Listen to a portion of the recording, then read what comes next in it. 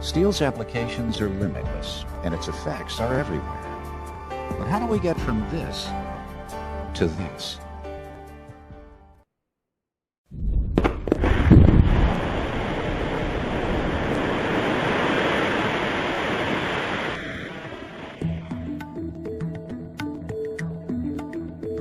It all begins here, at a mine like this one in northern Minnesota, where precisely timed explosions are used to free a rock called taconite from the earth.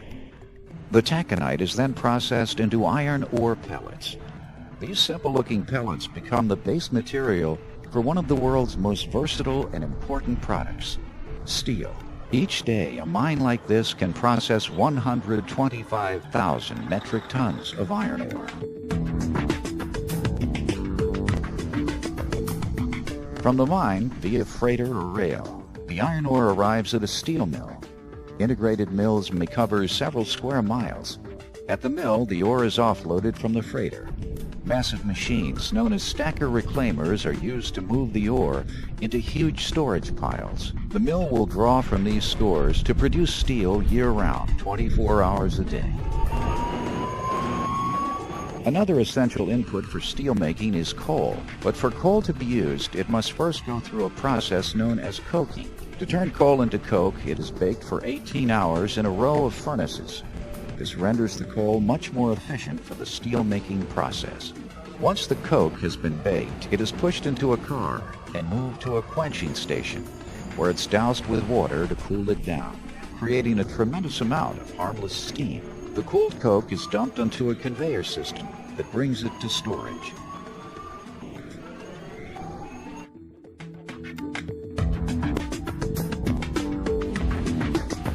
The iron ore pellets, coke, and also limestone all end up here in the blast furnace. This is where the raw materials first become hot metal. Modern blast furnaces are massive and highly automated. A blast furnace may measure 317 feet high, reach temperatures of 4,000 degrees Fahrenheit, and produce 13,000 tons of liquid iron a day. Iron ore pellets, coke, and limestone are transported to the top of the blast furnace and are dumped in. Technicians in a control pulpit carefully control the amount of each material entering the furnace. Superheated air is pumped in near the bottom of the blast furnace. The heat causes chemical reactions that draw the iron from the ore. Fuel and carbon are provided by the coke, and limestone draws off impurities. Gravity draws the liquid iron, referred to as hot metal or pig iron, to the bottom of the furnace. Impurities rise to the top and form a substance known as slag. When enough hot metal has collected at the bottom, the blast furnace is tapped.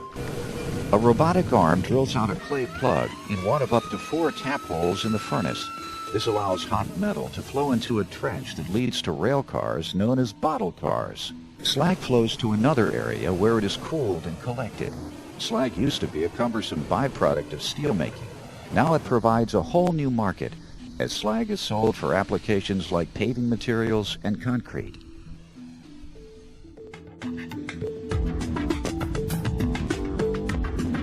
The molten iron that comes from the blast furnace is not yet steel. Its carbon content is too high, so it is transferred in the bottle cars to the steel-making facility. Here, the hot metal is poured into gigantic ladles that hold up to 305 short tons. Sulfur is inserted for a chemical reaction to draw up more slag, and the ladle is positioned for a robot to scrape off the slag.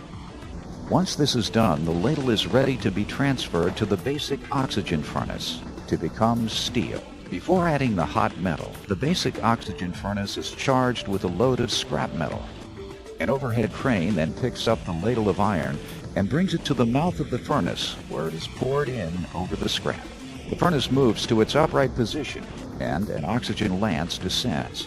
Pure oxygen is blown into the mixture to cause a volatile reaction that reduces the carbon content of the hot metal, transforming it into molten steel.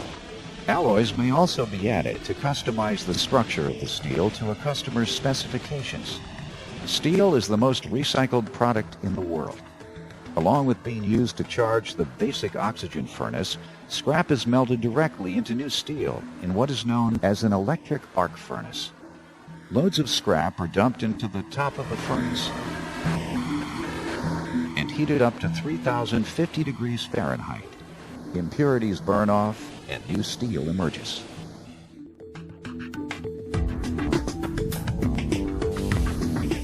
Whether produced from new ore or recycled from scrap, the molten steel's next stop is casting. There the steel is drawn from the ladles and formed into a slab or billet. The shape is determined by what the end product will be. Slabs may become a coil of thin steel. Billets may eventually end up as rods or cable. Modern casting is continuous, so the steel is cast in an ongoing flow onto the line. At the desired length, gas torches make a cut to produce an individual segment. After cutting, the steel is collected and stored until it's ready for primary forming.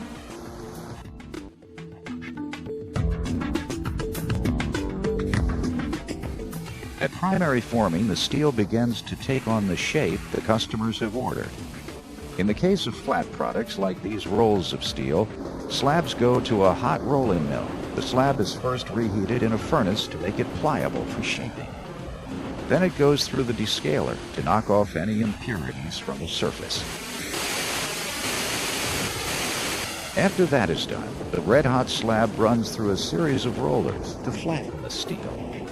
Each roller brings the steel closer to its desired thickness. It may go from a slab that was 31 feet long to a roll of steel that is 3,191 feet long in 3 minutes.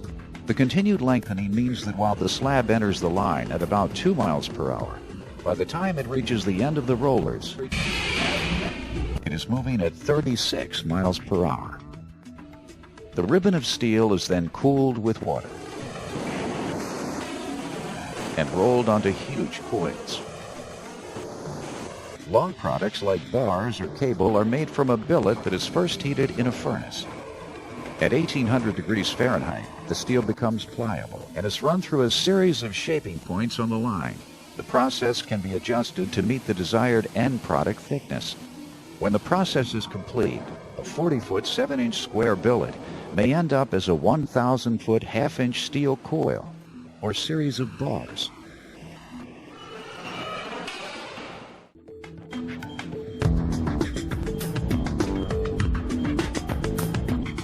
After primary forming, the steel is further treated to meet end product requirements.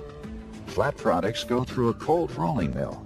Here, the raw coil is placed on the line. Coils are welded together end to end to produce a continuous ribbon of steel that runs through the whole process. First, the steel runs through a pickling process that uses hydrochloric acid to eliminate any exterior corrosion or blemishes. The steel is then run through a series of rollers that reduce the steel to the desired thickness. Steel at this stage may enter the mill at 1/10 of an inch thick and leave as narrow as 2/100ths of an inch thick. At this point, the steel is too brittle for most applications, so it goes through an annealing process. Modern continuous annealing takes place in a series of furnaces several stories high. As it runs through the furnaces, the steel is heated up and then quickly cooled to lock its molecular structure into one that allows for the flexibility most customers require. Many customers also request steel that has been coated. To do this, the coil runs through a zinc bath. The steel is run through liquid zinc in a bath that is about 800 degrees in temperature. To keep the liquid clean, a robot is used to continuously skim the surface of the zinc. After the bath, the steel is formed again into a coil. When the coil is finished, it may be wrapped and then moved into storage until it is shipped to the customer to take on its new form as your car, dishwasher, artwork, or any number of things you use every day. Throughout the steelmaking process, products are monitored with strict quality control methods. Samples are taken, and quality is monitored by experienced technicians and engineers.